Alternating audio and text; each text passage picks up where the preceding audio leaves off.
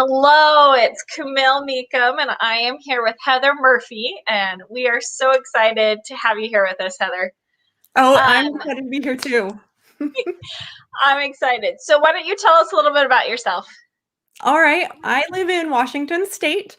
I am a professional genealogist. I have a degree from BYU in family history. Started becoming involved in family history when I was about 11. So it's kind of been this entire life thing for me. And over the last couple years, I've transitioned away from doing client research to life coaching, incorporating family history into it because I've just seen the power of family history over the decades that I've been involved in it. I love that. That is something that I've also been interested in is letting these people see the benefits of family history and how it can improve their lives, and I just love it. So that's awesome. Yes, if you everyone who's watching, let us know in the comments where you guys are from. So where in Washington State, Heather? I am in Southeastern. It is Okay. sagebrush. It is not your typical thing that you think about when you think of Washington State. Yes, my mom is actually from a little teeny tiny town just north of Connell. Or I mean, it's Okay. called Connell, but it's just north of the Tri-Cities. So Yeah, so that's about less than an hour away from me. oh, sweet. Yeah. Yeah. So I totally know the area. We've got Cranky Mom of Six from Nebraska. So hello. You've joined us before, so we're happy to have you back. Awesome. Okay. So Heather, you have a podcast. What is the name of your podcast? Stories in Our Roots. Awesome. And tell us a little bit about your podcast and what was your inspiration behind it? I started the podcast the very end of August last year. And Okay. one thing I noticed in the family history realm is there is tons of content out there about how to research your family history. How.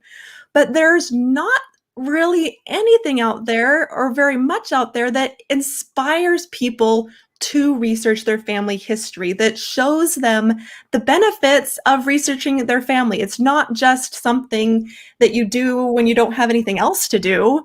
It has Exactly. benefits. And I thought by collecting social proof, by having guests that from professional genealogists to somebody who just in the last year started researching their family, why they started researching, and how it's improved their lives. Awesome. I love that. That is great. Who are some of the people that you have interviewed, and what stories stand out to you, and why do they stand out to you? There's one interview that if I had kind of a banner interview, like a poster child for the podcast, who would it be? It would be the interview with Melanie Gardner. She Yes. talked about how family history like really helped her during the pandemic. It gave her something to do at the end of the night to de-stress. It gave her a sense of accomplishment. She had the connections with the stories, just so many benefits to her well-being by researching family. And it didn't Oh, have to that's be so very awesome. much. Yes, I actually listened to that. That was probably my first one that I listened to on your podcast. Melanie's actually a cousin of mine way Okay. back. I think it's fourth or fifth. Anyway, it was so fun to hear her tell about her experiences and how, especially with her dad and an uncle, on how they got through things by learning together. So that I love that one. That one's awesome. Who else or what other stories do you have? Um, Iris's interview was an example of how you can use family history to better understand the people that are closest to you. She didn't understand why her father parented the way he did, but when she learned his story of when he was really young and his parents' stories, then it made sense to her and she could understand him better. Oh, I love that. Yeah, I actually had a recent experience with that. My dad always explained his grandma as didn't like men. Definitely like she was the woman with the women. And when they would go up to visit with her, all the boys would walk, sorry. Griffin leader. Sorry.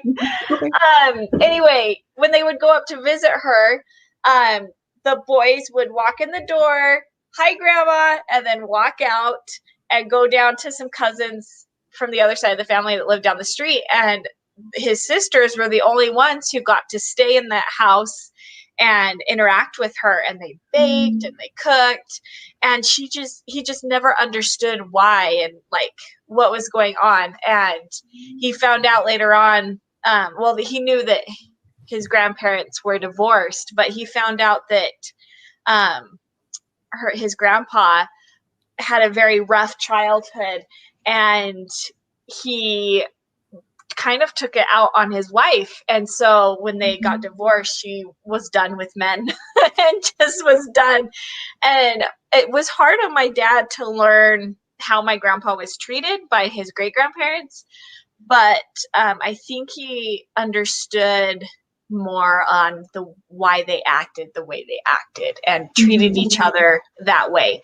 They didn't understand love. He didn't understand how to show love because he was never shown that love. And so, yeah, that's Yeah. really cool. I'm going to have to go listen to that one. I don't think I've listened to that one. I've probably listened to just about every other one. Yeah, I think it makes a real difference when we look at the people that we love. We look at them as we know them, and we forget that sometimes there's decades before that that made them who they are, and it can make a world of difference understanding that. Yeah. Yeah. I think it was Melanie who brought up Grace. Is it she? I think she talked about Grace. And I love that she pointed that out. It was something that I knew about, but hadn't really like sunk in that that's something that you learn through learning family history and researching it and understanding these stories. Is grace is a great, great thing to apply to not only yourself, but to your family members. So I love Mhm. that. Okay. Michelle made the comment and asking if Melanie's the one who works on the Family Connection experiment. And yes, Melanie Gardner, she runs Twisted Histories. Mhm. And that is who she interviewed. Yes. So that's lots of fun that now she's on our team and gets to help out. So thank Mhm. you for that. Any others that you could think of, or There's one more. okay, Catherine Wilson gave a great analogy on how we approach our family history. And she okay, likened it to a lot of times people treat our family history research like slot machines. We get comfy in our chair and we sit down with our database in front of us and we click, attach, click, attach, click, attach. And we don't spend time thinking about what all these things mean. And we just get it into a kind of an automatic shut our brain off, when I really believe, and as Catherine pointed out, that there's more benefit if you slow down and you take time to really think about the things that you're discovering and what a document actually means in somebody's life rather than just one more document in the stack that they have. yes. Do you have any personal experiences of that? Like you realize that this document told a whole story on its own? I'm totally putting you on the spot. I'm sorry. Yeah. Um, well, for instance, like I did one family of research is they were in the Portland, Oregon area, and they always go over into Vancouver, Washington to get married. And Okay. like sometimes the witnesses were family members, sometimes they weren't, but why didn't family members go over there? Why did they go into Washington? It's because it was easier. You didn't have to have the medical part of the form and before you got able to get married. But like Okay. if the brother was the witness and not the parents, but the parents were still alive, why weren't the parents at the wedding? What was going on in the family at that time in the snapshot of their life?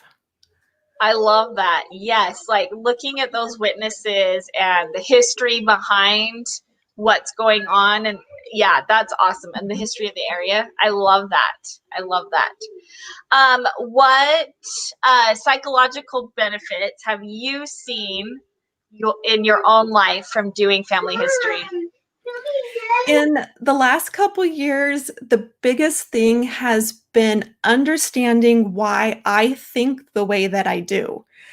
Uh, Beginning of last year, I thought it would be fun to make an occupational family tree. So I wrote out the family tree with everyone's name on it, and then I went through and wrote down all their occupations just to see for fun.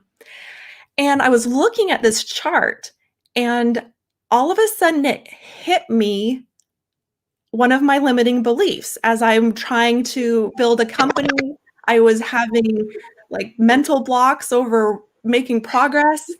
And I Okay. realized that one of my blocks was I believed that women only worked outside of their family to support their family if tragedy struck. Because I saw Oh, that in okay. several generations on my Yeah. maternal line.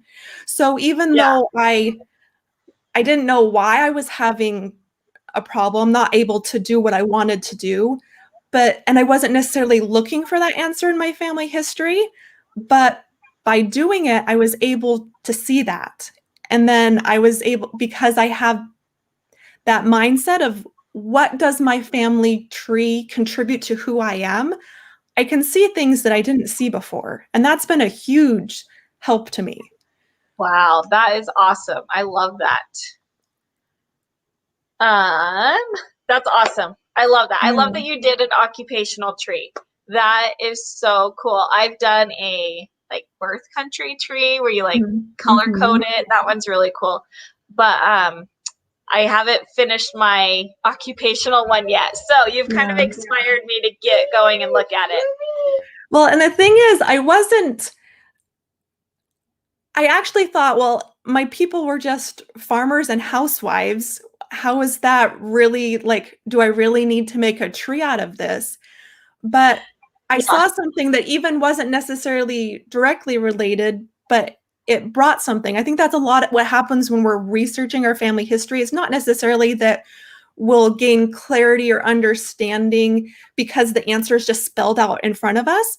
But because we're taking that time to be quiet and to think and ponder about things, that answers will come to us about different things that we have going on in our lives that wouldn't have come another way. I love that. I think that we have a piece of their DNA in us. And I think that sings to us when we need it. And you definitely had that DNA singing to you when you needed to look up the occupations. I love that. I Mhm. absolutely love that. Yes, listen to those songs that come forth out of your soul, right? I Yeah. love that. Any other psychological benefits that you've seen, or like I know you've done a few videos on like happiness through family Yeah. history. How do those connect? So I have done a lot of research on how somebody is resilient.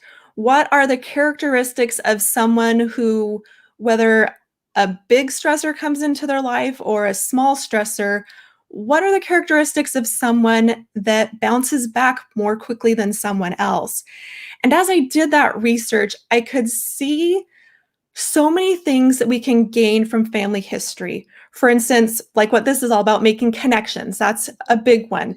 And not Yes. just making connections to yourself, but like we talked about with other family members, healing those relationships, understanding those relationships. It gives you perspective. People who are resilient, have great perspective and optimism. And that's what family history gives you. It allows you to see things from a bird-eye view and see how somebody's life transpired, the ups and the downs, and even over generations, how things generally get better. Yeah. Um, and I then like that. other aspects are I love using what you learn in family history, just like the strategy of researching your family history to your life. Like when you have a research plan, you don't just like sit down and wander around the internet. You're not going to get anywhere. And that's the same Yes. in life. You don't just be like, you know what, I really want to learn how to play guitar and then just like scroll the internet to learn the guitar.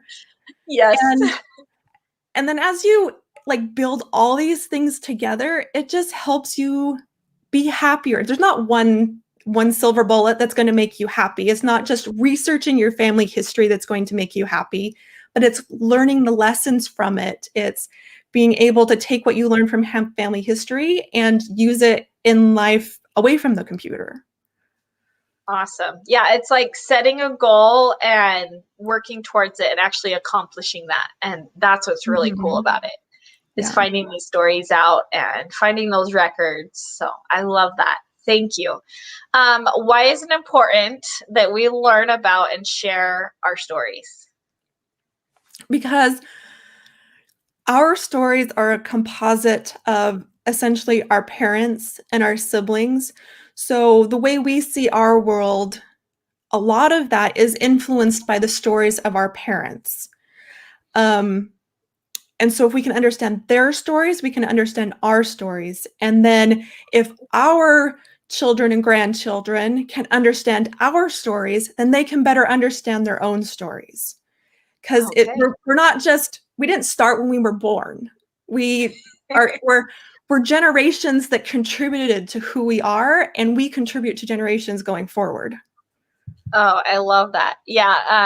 I remember a quote. I don't remember who it's from, but they said, um, every person is born into a different family. So even though you and your siblings are in the same Mhm. family, it's different. Like you gain a sibling or your parents have learned something new. And I loved that thought that siblings have this additive that enriches your life at some point or changes it. So I love that you mentioned siblings.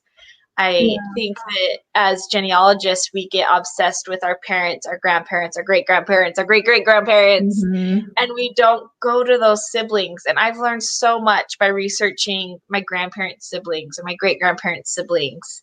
And I actually remember a lot of my great aunts and uncles' stories more than my own grandparents' Mhm. stories. So it's kind of fun Mhm. to do that research.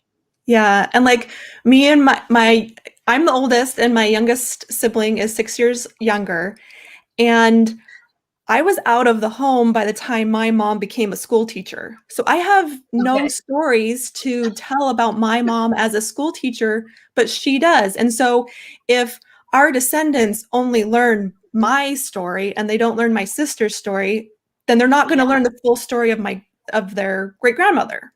Yeah, yeah. I am with you there. I am the oldest too, and my brother is 10 years younger, the youngest sibling. And yeah, a lot changed. I feel like Mhm. it was me and then everyone else. And so Yeah. I totally can relate to that. I love that. What advice do you share, or would you have for people who are looking to discover and share their own stories? I think the most important thing is to not be in a rush. So Okay. often with family history, we have this mentality that we have to push back more generations. We have to fill up the chart. We have to, quote, get it all done. And for me, family history is about understanding yourself. And that takes time. That takes Yes. thinking. And it doesn't take, like, just sitting down and doing something and shutting off your brain is not going to help you understand your story. There's so many things that you could find if you'd stop and think about it and what does that mean to you rather than just compile the data Yeah. or just think that that's all you're doing it is for someone else when really there's more benefits you could be getting out of it. I love that. I love that. Tell us about your life coaching part of it. Like what can people expect if they come to you for that life coaching? What should they be getting out of it? What does it look like? Let us know. Right now, I have one-to-one coaching, so just one to Okay. me and the person on there. Hopefully, I want to move it to group coaching down the line because I think there's a lot of synergy that can happen as people share their stories together and you can learn from each other, which is why I have the podcast essentially. Yes. But I have it divided into 4 modules. We discuss how to, and I'm going to get them all mixed up. You're good. Okay. Okay. They'll be in the wrong order, but that's okay. That's okay. Yes, So but we'll know what they are. one is purpose. Oh, first one is self-awareness. Because Okay. as you look at your family history, that's what I've been talking a lot. You're more aware of yourself. So using it. Yeah. And I incorporate a lot of techniques that other people or other programs use. We have journaling, breathing. It's kind of along this theory of like habit stacking, is that Okay. you have genealogy, something that you enjoy doing, but you have other things that you need to be doing as well. So let's incorporate those into family history so that you're more likely to do them. I like So that. sitting down to doing a research session and doing some deep breathing and journaling before you start to really get the most out of it for Yeah. yourself. Then you Okay. have purpose and goals, establishing kind of that connection between how you research and using that same process to be more successful in making goals that you have in your life that are outside of genealogy. Then we have connections and relationships, understanding the people that you love the most that have an impact on you, and then perspective and optimism, using your family history to change your perspective on things, to how you see the world around you, how you see yourself, and Yes. giving you more optimism.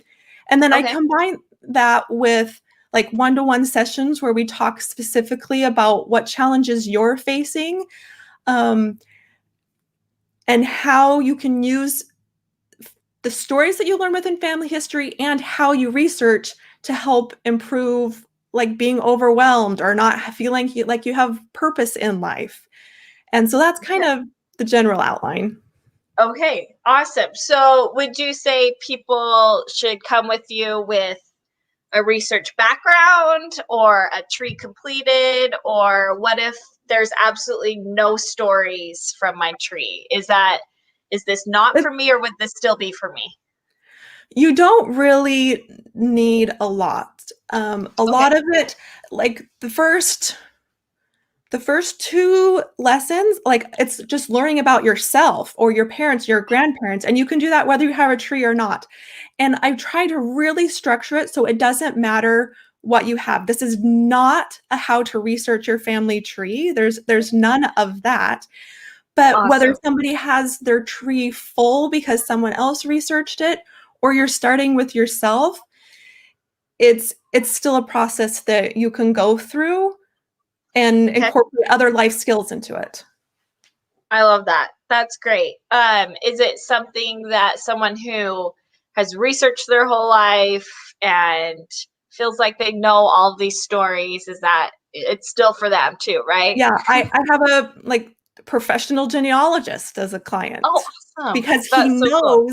knows his comment was, if I can figure out how family history can be more of a, like a therapy treatment, I am all for that because he loves family history Right? and understands that it's important, but wanted to know how to use it to feel better, how to be not so anxious or overwhelmed.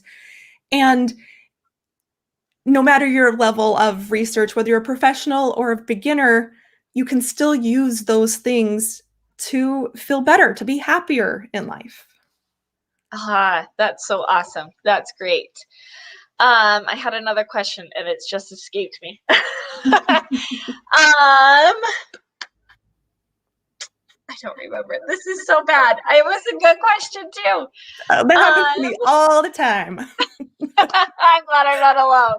I'm so glad I'm not alone. So where can we go? This isn't the question, but it's a good Mhm. question. Where can we go to learn more about you guys, about your life coaching, or where we can learn more from you? So my website is heathercmurphy.com, Okay. and that has kind of the general overview. It also has a podcast on there. Oh, And then cool. I post a lot on Instagram. There's a lot of videos, a lot of posts in my thinking of why family history and improving your mental health should be coupled together. Okay.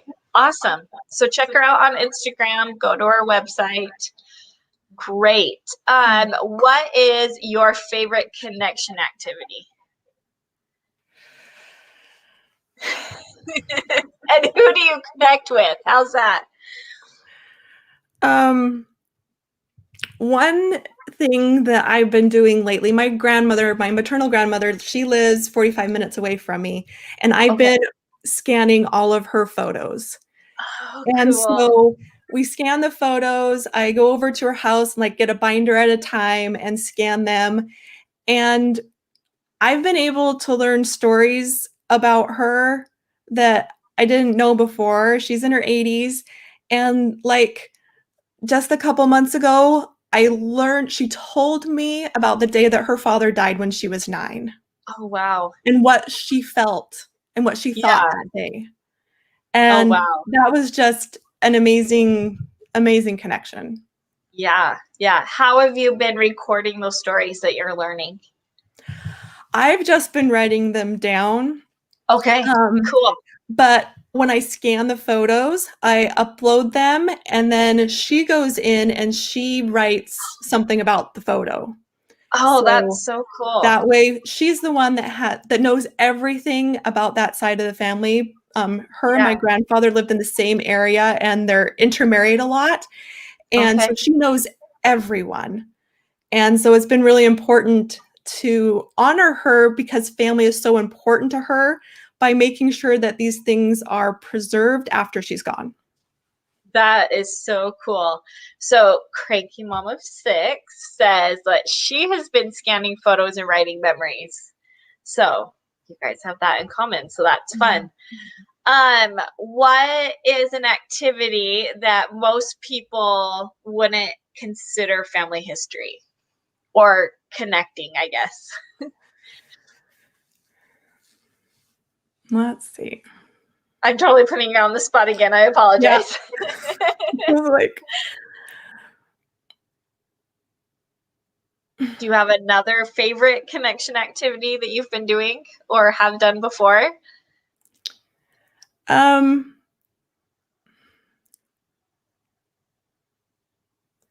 well, indexing in my family has been a Okay. thing right now. Our My son's doing it, my husband's doing it, Oh, and wow. sometimes we just get all the computers and laptops, we sit at the kitchen table and everybody indexes together just, That's for so 15 cool. or 20 minutes. And it doesn't benefit us directly. And personally, indexing is not fun. I don't enjoy it. I don't enjoy But it either. it helps somebody else. And I think about all Yes. the records. So here I am connecting with my family by being with them. But then I'm also connecting in a way with every single person whose name I index and the people who are looking for them. I And love so that. that connects me outside of my sphere, outside of my family, to other people who I believe deserve also need and want to know who they come from and know their stories, whether it's a marriage record or a city directory. Those things can be helpful in telling a story. Oh, that's awesome. I love that. I love that you guys index. So you mentioned a son. Do you have any more kids or is that Nope, that's all. He's that's all? Awesome. 13. Yeah. But Oh, he started cool. family history when he was 5. Okay. So he's right in He's there. Even yeah, he enjoys it in spurts. I love it. I love it. So yeah, so next month in May, our plan is everyday connections. So what is a everyday connection that you and him have together? We have, maybe not every day, but sometimes. Yeah, close enough. What we do is we sit on the park couch and we have like a crafting party type thing or a knitting party. Okay. So like I taught him how to knit and crochet and we get our projects and we just sit there and we knit or crochet together. And that's something that other ancestors have done. Not that I didn't necessarily learn from them, but we can connect with them in that way that is a little part of their life. Yeah, that is so cool. That is awesome. What projects have you like crocheted? What have you made? My favorite is lace shawls. Oh, Um, okay. Really intricate that you have to think about what you're doing, that you can't just zone out, that you have to think about it. Yes. My son likes scarves because or Okay. blankets, depending on how long he sticks with it. Sometimes a scarf or blanket turns into a scarf. Right. But those are the things that are go-to ones. That's awesome. I that is so cool. I love that. And I love that you connected it with something that your ancestors have done. And Mhm. so that's really cool. I love that. Awesome. Okay, so any last thoughts or tips for everyone out there? My main thing is just look at family history for answers and how it Okay. can better your life and shift the mindset in from just the hobby, just something fun to do, to using it purposefully to make a difference in your life. And expect that and look for that, and then it will come back to you. Oh, I love that. That is a great tip and something to tell everyone. Awesome. Thank you so much, Heather. I've had so much fun this last half hour and I've learned so much. Um yeah, so go check out her website. Go check her out on Instagram. I follow her there and I've learned so much. I love it. Make sure you go and listen to her podcast and subscribe, right, Heather? You got to go subscribe. Absolutely, yeah. Awesome. Great. Okay. Well, thank you so much, Heather. Well, thank We'll see you you. guys. All right, bye. Bye.